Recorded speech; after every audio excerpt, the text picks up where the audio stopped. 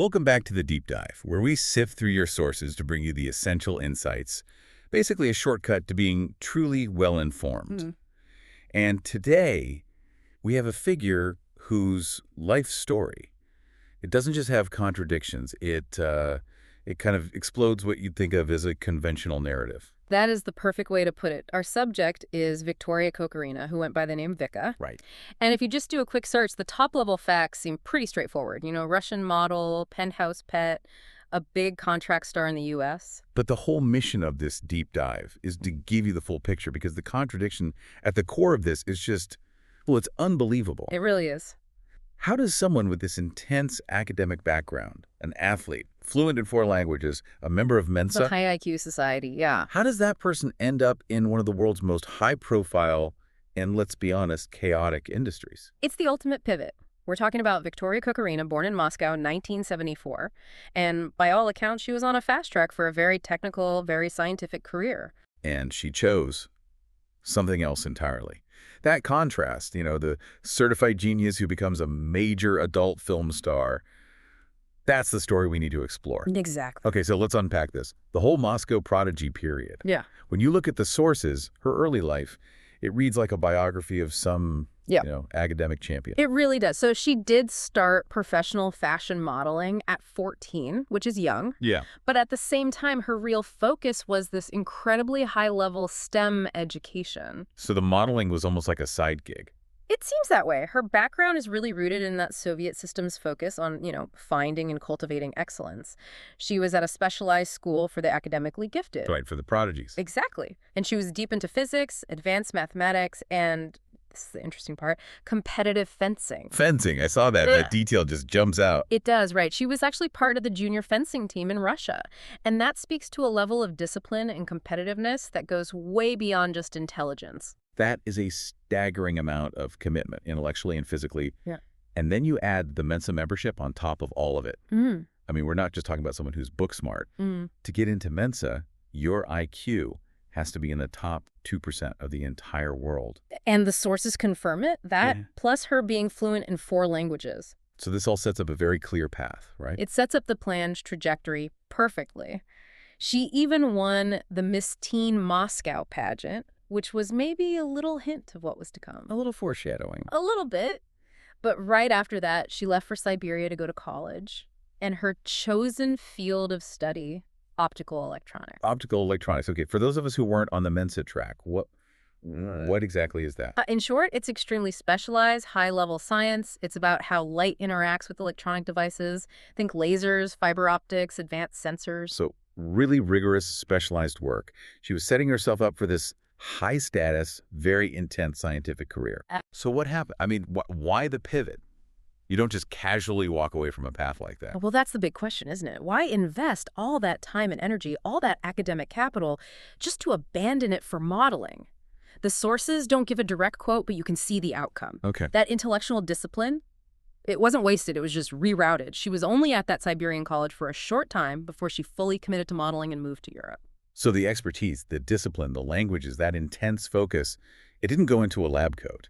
Yeah. It went into navigating the deep, very volatile and high-stakes world of European adult film starting in Budapest. Yes. That's a logistical leap that would require immense confidence and skill. Exactly. She basically took those cognitive abilities and applied them to a totally new set of problems. Self-branding, networking in multiple languages, and managing her identity across different countries. Which brings us right into her professional identity. Once she's in Europe and in the industry, the aliases start. Victoria Queen, Queen Victoria. And later, Victoria Kokorina, which she used for her more mainstream B-movie work. A new industry requires a new identity. That makes sense. It does. And what's fascinating is how the source material itself seems to struggle to keep up with the facts, even with, basic physical data. I thought the conflicting reports on her body measurements were a perfect example of that. Yeah. It shows just how difficult biography can be in this industry. Precisely. You have one group of sources that state she has natural breasts, and they give these classic measurements, 36, 24, 35. Okay. But then you have other, more detailed sources that clarify that her breasts were surgically enlarged in late 1994 after shooting in her first 3 films. And they even name the films. That's an amazing level of detail. Orgie à l'italienne. Le Marquis de Sade. and Le Baron Lamassac, all from 1994. The fact that we can pinpoint that exact moment of physical change, it just shows how strategic she was about her presentation. It's a great point. It shows how biographical consistency is so challenging when the persona itself is constantly being refined. The physical facts become part of the brand, and so they become subject to different narratives. It's the ultimate example of identity as a fluid, marketable asset. Hmm. But despite those conflicting details, the rest of her description is pretty consistent and striking. She was 5'10", Which is very tall. very tall, and those hypnotic green eyes and that fiery red hair. She presented a very distinct, very powerful image. It really made her stand out, and that was absolutely crucial for her next big move. Conquering the U.S. market. Exactly. That happened in 1996. She gets to Los Angeles and almost right away secures a contract with VCA Pictures. We should probably pause here and explain what VCA was at the time. Right. VCA was a major player, an independent producer, but known for really high production values. They signed some of the biggest stars in the industry. So getting a contract there meant you were immediately top tier. It did. And her move was helped because the producer, Patrick Collins, had already seen her in a 1995 film called The Coming of Nikita. He noticed her. And once she was at VCA, she leveraged that status brilliantly. She became a muse for major directors. Most notably Michael Nin, who she said was her favorite to work with. He used her all the time, including in his first diva lesbian scenes and the huge New Wave Hookers 5. Her commercial appeal was just obvious from the start. It was. She had this unique blend of European sophistication and this very high-level professionalism. And that translated immediately into mainstream glamour recognition. It was like a parallel career track opening up. And this is where the Penthouse recognition comes in. This wasn't just a one-off appearance. She was Penthouse Pet of the Month in December 1998. That is a huge deal. She was 24. A huge deal. And not only that, she was a Penthouse cover girl, and then she was the runner-up for the very competitive 2001 Pet of the Year award. So her success as a glamour model was happening right alongside her film work. It shows this incredible crossover appeal. And she wasn't just commercially successful, she was critically acclaimed. The awards list is pretty serious. Yeah, I saw that. She won the 1997 AVN Award for Best Solo Sex Scene in Diva. But the international awards really cemented her status. She starred in a film called Ritual, Right. which won the 2000 Hot Door for Best American Movie, and that's awarded at the Cannes Film Festival. It's just jarring to see a Cannes-related award listed right next to a degree in, advanced math. It just shows she was picking projects that were at the absolute top of the field. Critically and commercially, she was in AVN Best Renting Movie winners like New Wave Hookers, The Next Generation, and The Devil and Miss Jones 6, a constant presence in VCA's biggest hits. Okay, here's where it gets really interesting for me. Because her success wasn't just about her. It was strategically tied to a key relationship, both professional and personal. We have to talk about her partnership with Nikita. Yes, the pairing with Nikita Gross, another Russian contract actress, it is a vital part of her story. They had a shared background, right? They did. Nikita was a former Miss Kyrgyzstan, and they had actually met back in Russia when they were both fashion models. So this wasn't just co-starring in a few movies. This was a full-on joint venture. It really was. They kind of moved through the U.S. industry as a unit.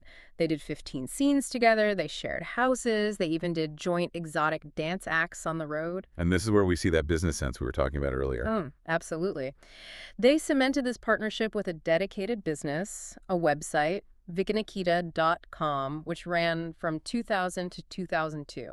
I mean, running a joint business like that, it takes real logistical planning and management skills. Things you might learn studying, complex technical fields. Exactly. That multilingual ability, that high-level thinking, it must have helped her maximize that crossover appeal. I mean, here's a question for you. Do you think her Mensa background was just good PR, or is there evidence it directly helped her navigate her career? That's a great question. And the sources seem to point to the latter. I mean, look at how she segmented her career. Under the name Victoria Kokorina, she was acting in legitimate R-rated B movies. Right. She moved fluidly between hardcore, softcore television on Playboy TV, those B movies, and even high-fashion fetish modeling. That's a huge operational footprint to manage. She was on shows like The Helmet Cam Show and Night Calls. She was in magazines like Club and Sherry. All while keeping up with the VCA film schedule and running the Vicca business on the side. Her ability to maintain a presence across all those platforms, glamour, fetish, mainstream, hardcore, it just shows this incredible organizational talent. And that adaptability. Her languages helped her in the European market, and then she leveraged that reputation in the US. It's the application of discipline, strategic thinking to a really chaotic market. So what does it all mean? We started with this Mensa-level academic in Moscow, and we end up with an award-winning, multi-platform international glamour star. The journey itself is it's an incredible case study in pivoting your expertise. It really is. And the complexity of her career even shows up in how she's documented. We talked about it earlier. The sheer number of aliases and just misspellings. Victoria Kokorina, Vicca, Victoria Kokorin. It's a logistical nightmare for anyone trying to write her biography. And that volume of names reflects the industry she mastered. It's deeply pseudonymous, and it's always shifting. It just proves she wasn't following a script. She was building an identity tailored for multiple markets. So she didn't abandon the discipline she learned studying physics. She redirected it. She redirected it into mastering the logistics, the branding, and the negotiation of a global entertainment career. That highly trained brain became her greatest asset. That intense focus and discipline, whether you apply it to optical electronics or to international contract negotiation, it's the same core skill. It's the constant.